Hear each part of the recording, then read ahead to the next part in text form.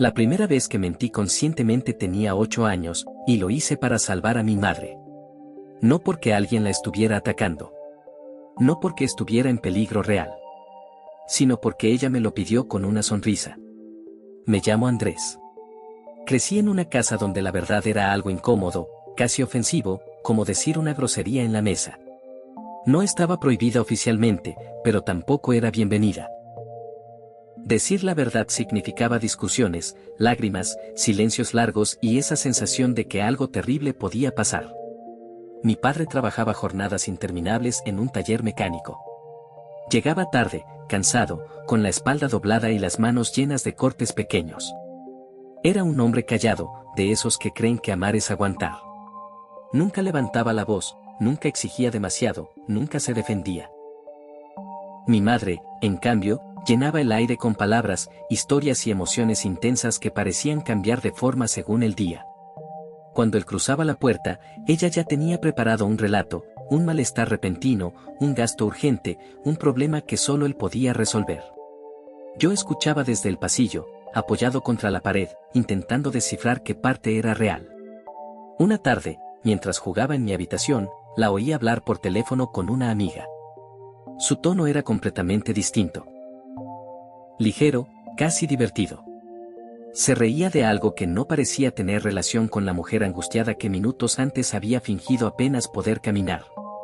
Dijo una frase que todavía puedo repetir palabra por palabra, que si no lo asustaba un poco, él no reaccionaba. Que a los hombres había que tenerlos controlados.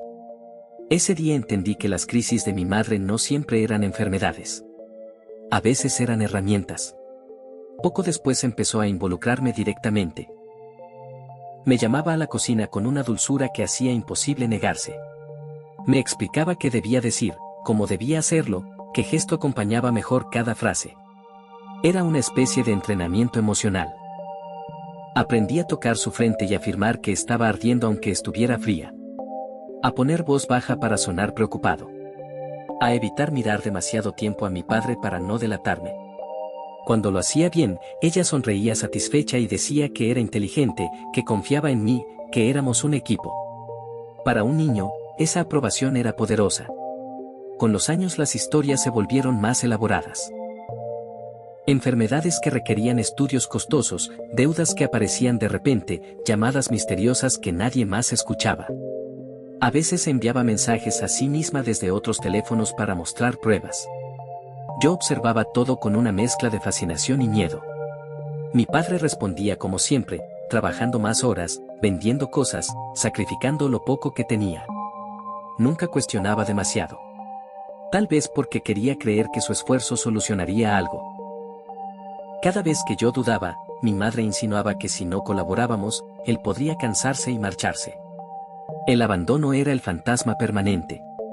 Y para un niño, esa posibilidad era insoportable. A los 14 años ocurrió algo que rompió el equilibrio. Mi padre llegó a casa a mitad de la tarde sin avisar. El taller había cerrado por un problema eléctrico. Encontró a mi madre perfectamente arreglada frente al espejo, sin rastros de la supuesta crisis que esa mañana la había dejado en cama. El silencio que siguió fue denso, pesado, como si el aire se hubiera vuelto sólido. Él hizo una pregunta sencilla. Ella respondió con naturalidad, improvisando una explicación donde yo aparecía como testigo. Entonces me miró, esperando confirmación. En ese instante sentí algo nuevo. No era miedo exactamente. Era agotamiento. Una sensación de haber participado en una obra demasiado larga sin haber elegido el papel. Quise decir la verdad. Quise terminar con todo. Pero la mirada de mi madre cambió, endurecida, urgente, casi desesperada. No pedía ayuda. Exigía lealtad. Y yo mentí. Esa mentira provocó una discusión violenta entre ellos. Mi padre creyó que yo había exagerado la situación, que había creado drama innecesario.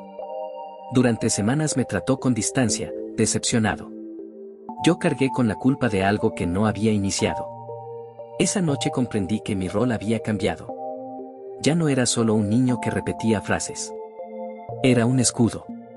Con el tiempo desarrollé una habilidad peligrosa, podía mentir sin sentir nada. Ajustaba la historia según lo que el otro necesitaba oír. Evitaba conflictos, suavizaba situaciones, manipulaba pequeños detalles hasta que la realidad se volvía maleable. Funcionaba. Pero tenía un costo invisible. En la escuela, los profesores decían que era un buen alumno, tranquilo, adaptable. Mis amigos confiaban en mí porque siempre decía lo correcto. Las parejas que tuve al crecer solían describirme como atento pero distante, como si hubiera una pared que no lograban atravesar. Una vez, una mujer con la que salía me dijo que no sabía quién era yo realmente. Me sorprendió su frustración, porque yo creía estar mostrándome tal cual era. Pero cuando intenté explicarme, me di cuenta de que no tenía una respuesta clara. Si siempre dices lo que el otro espera, tu propia voz se vuelve irreconocible. A los 30 años empecé terapia por ansiedad persistente. Ahí escuché términos que encajaban con piezas de un rompecabezas que llevaba años armado a medias. Manipulación emocional, dependencia, construcción de identidad basada en la aprobación ajena. Comprender no fue liberador al principio. Fue doloroso. Significaba aceptar que gran parte de mi personalidad no había surgido de forma natural, sino como mecanismo de supervivencia. Mi padre envejeció creyendo que yo había sido un adolescente problemático. Nunca supo lo que ocurría detrás de escena. Yo tampoco tuve el valor de decírselo durante mucho tiempo. El silencio se volvió costumbre. Hasta que un día lo invité a tomar café. No planeé un discurso perfecto. Solo sabía que no podía seguir sosteniendo esa versión distorsionada de la historia. Le conté todo con frases simples, sin dramatismo, como quien describe un paisaje. Las enfermedades inventadas, las deudas inexistentes, la tarde del espejo. Él escuchó sin interrumpir. Su rostro pasó por distintas expresiones, como si estuviera revisando décadas de recuerdos bajo una luz nueva. Cuando finalmente habló, dijo que siempre había tenido sospechas, pero necesitaba creer que estaba equivocado. Su voz no sonaba enojada, sino profundamente cansada. Lloró. Yo también. No fue un llanto teatral ni ruidoso. Fue silencioso, contenido, como si ambos estuviéramos soltando algo muy pesado al mismo tiempo. Por primera vez sentí que no estaba actuando ni adaptándome. Solo estaba ahí. Mi madre se enteró poco después. Su reacción fue inmediata y feroz. Me acusó de traición, de ingratitud, de destruir a la familia. Intentó convencerme de que yo estaba confundido, de que había malinterpretado todo, de que mi padre me estaba manipulando ahora.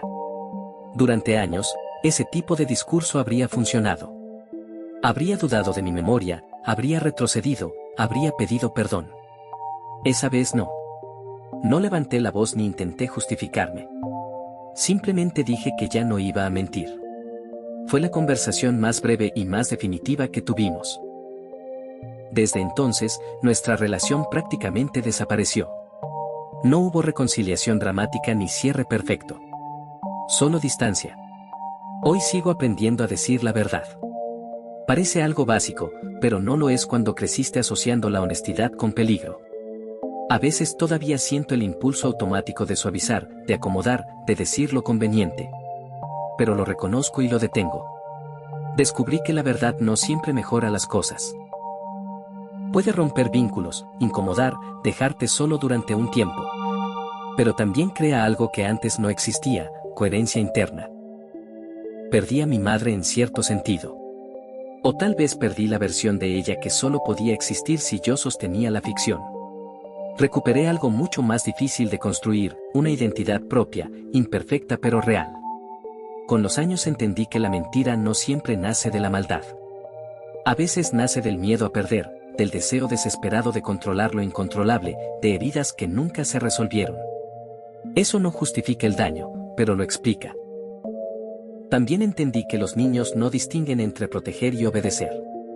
Solo quieren que su familia permanezca intacta. Si miro hacia atrás, no veo a un niño manipulador. Veo a un niño asustado intentando mantener unido un mundo que ya estaba resquebrajado. Hoy mi padre y yo hablamos con una honestidad incómoda pero necesaria. No intentamos recuperar el tiempo perdido porque sabemos que eso es imposible. Solo intentamos no seguir perdiéndolo. A veces me pregunto quién habría sido si hubiera crecido en un lugar donde la verdad no diera miedo. No hay respuesta, solo una sensación difusa de vida alternativa. Lo que sí sé es esto: la mentira puede parecer una solución rápida, una forma de evitar el dolor inmediato. Pero funciona como una deuda que acumula intereses invisibles. Tarde o temprano alguien tiene que pagarla. Durante años creí que mentir me protegía. En realidad, me estaba borrando. Y hay algo peor que perder a una persona: perderte a vos mismo sin darte cuenta.